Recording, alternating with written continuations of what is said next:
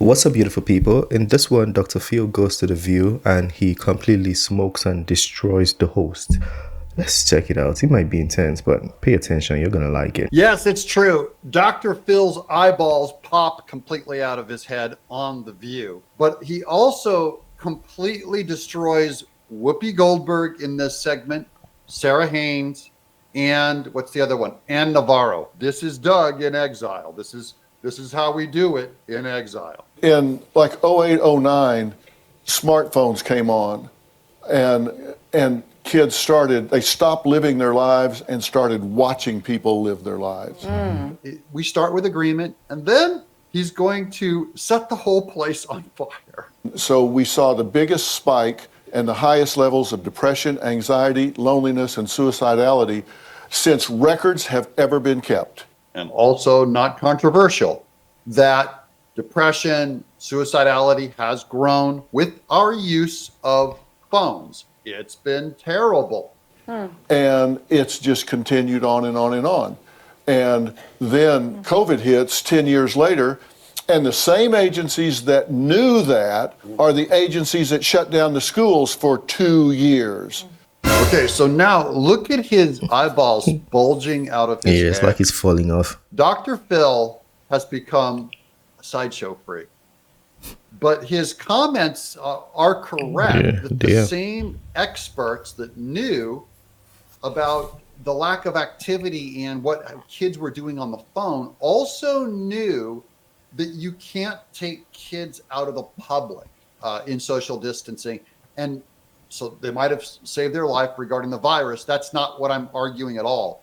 I'm only saying if you put kids in what is essentially solitary confinement in a home and no longer allow them to go outside and play with each other in public groups, so like there's a certain amount of socialization that happens in our school, the experts knew it would damage them to some degree. Who does that? Who takes away the support system for these children? Who takes them away and shuts it down? Who does that? It's people like The View. People like The View.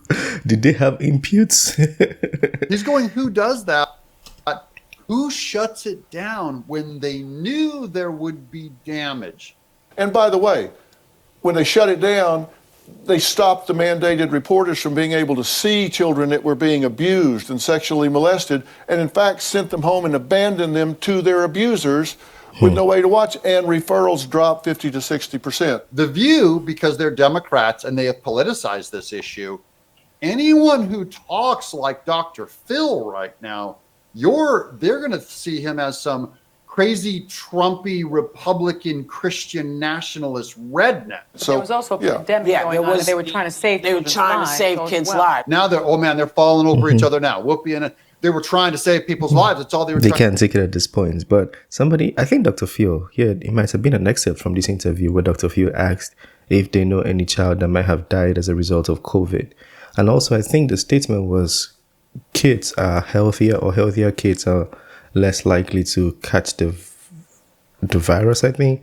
I'm not sure, don't quote me on that. I'm not a professional, but I don't believe I've known or seen any kid that lost their lives due to this. Trying to do is trying to save them from I'm not denying the attempt. They were trying. So remember, we know a lot of folks who died during this. So it wasn't, people weren't laying around eating bond, but he says not school children. And he means Whoopi's saying something correct, by the way. We know people who died, and Dr. Phil is saying something also correct. You know people who died, but not the school children. So locking everything down did not save their lives because they, in general, were not vulnerable. Well, you know what? We're lucky. Maybe we're lucky they didn't, because we kept them out of the places that they could be sick. That's not what happened. It's the kids just were not vulnerable to this particular virus the way that older people were. She has invented a political narrative. Because no one wanted to believe we had an issue. Now, that's not true, that no one wanted to believe that we had an issue. Everyone knew we had an issue. Are you saying no school children died of COVID? Now, Ann Navarro gives a terrible argument saying, are you saying no kids died of COVID? That literally... Doug says now she gives a terrible argument. She's asking a question, but I think she's trying to establish an argument.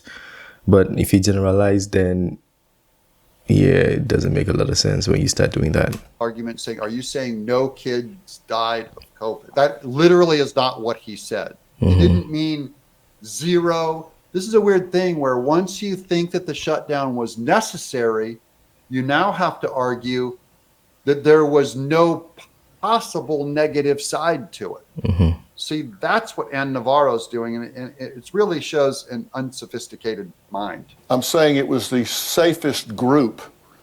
They were the less vulnerable group. And that is not controversial.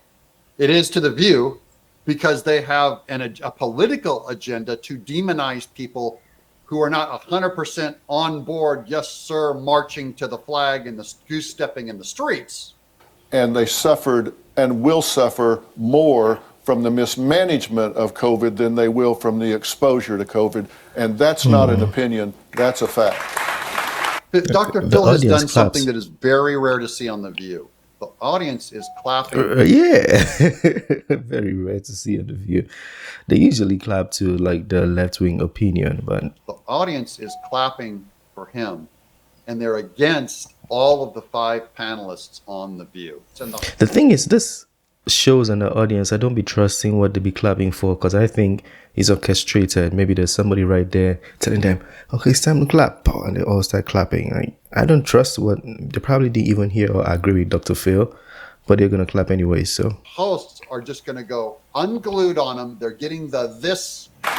Well, Phil, we don't even have time to talk it out now, man. Oh yeah, we can't even talk. And Phil's going like, yeah, I'd love to talk about this more. And Whoopi's like going, Dr. Phil has a book. Goodbye, everybody. But thanks for coming. The new book is called... Let me know what you guys think in the comments below. Maybe there was no time, actually. Yeah, I like Whoopi Goldberg as an actor, but I don't know if I like this show, The View. Like, I don't be feeling the opinion they have on this show. And it's not really balanced. I would think to make it more entertaining, they should have like 3-on-3. Maybe have a Democrat side, a Republican side. You know, so when you share something that sounds very radical to the left, there's somebody who's going to sound very radical to the right. And you guys eventually meet in the middle. That's how you create equilibrium, right?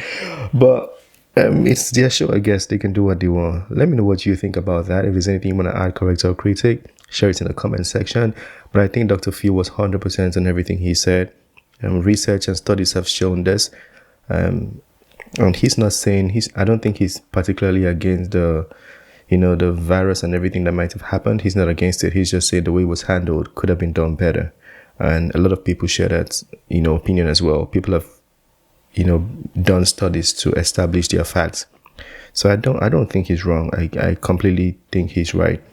Share your thoughts, smash the like button, subscribe, and I'll see you on the next one. I'll put the link to Doug the Exile in the description so you can go check him out. Have a wonderful day. Peace.